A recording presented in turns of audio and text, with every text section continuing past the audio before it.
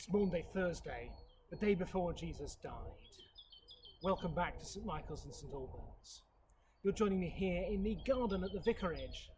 It's a beautiful and a peaceful place. You may be able to hear the birds singing in the background, or see evidence of the infestation of rabbits as they dig their way through from the park behind me. There are several species of trees growing here. Lots of different flowers blossom around the year. The most interesting thing that grows in this garden are these.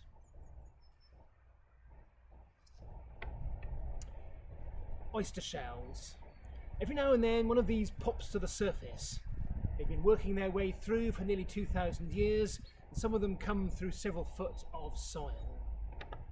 And that's because, although this is a tranquil place now, once upon a time this was the Forum, the bustling market at the heart of Verulamium, the third largest town in Roman Britain. On the ridge behind me, there would have been a row of temples. Underneath the tall evergreen behind my left shoulder would have been a fountain or other marker at the centre of the Forum. And on the north of the marketplace stands St Michael's Church, where once the Basilica, the headquarters of the town, would have been. And that means that this place is also the site of the oldest known Christian activity in the British Isles. Within a quarter of a mile of here would have lived a man called Alban. He would become the first person in this country to be martyred, killed for being a Christian.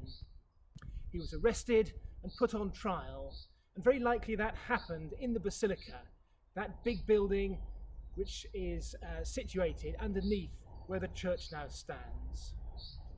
When confronted with the opportunity to deny his faith or to stand up and be counted, Alban said, "I am a Christian." He knew that he was signing his death warrant. Perhaps less than 200 years before Alban, and certainly no more than 300, Jesus himself faced a time of trial in another garden on the first Maundy Thursday. After his Last Supper with his friends and before he was arrested, Jesus went to a place called Gethsemane. Gethsemane was an olive grove on the outskirts of Jerusalem. I picture it as hot, sweaty and oppressive, as in that place Jesus grappled with his Heavenly Father in prayer. In that place Jesus prayed, "Father, remove this cup of suffering from me, but not what I want, but what you want." For Jesus, Gethsemane was a moment of choice, a choice between action and passivity. He could have gone down the road of action, running away like most of his followers.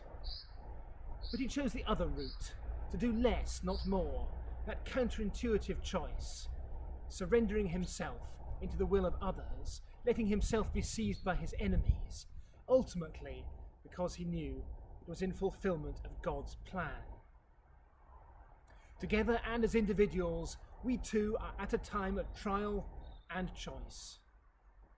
And like Jesus, we are in the unusual position of being invited to do less, not more, to be passive, not active, to stay at home as much as possible in order to minimise the spread of coronavirus and so alleviate the pressure on the National Health Service. We know that this is costly. It involves sacrifice of those freedoms which we value so much, spending time with our friends and family, doing those activities which engage us, and visiting places which we enjoy. For some, we also know that this may involve sacrifice of job or other form of security. On the cross, Jesus sacrificed his life in order that those who trust in him may live forever. Unlike Jesus, we're not being asked to make the ultimate sacrifice by staying at home, but the sacrifices we make in this way might just save the life of another person. So on this Maundy Thursday, we experience a faint echo of what Jesus went through for us, and we know more fervently what it means when we say in the Lord's Prayer that God would lead us not into temptation, that is, save us from the time of trial, and that his will be done on earth as it is in heaven.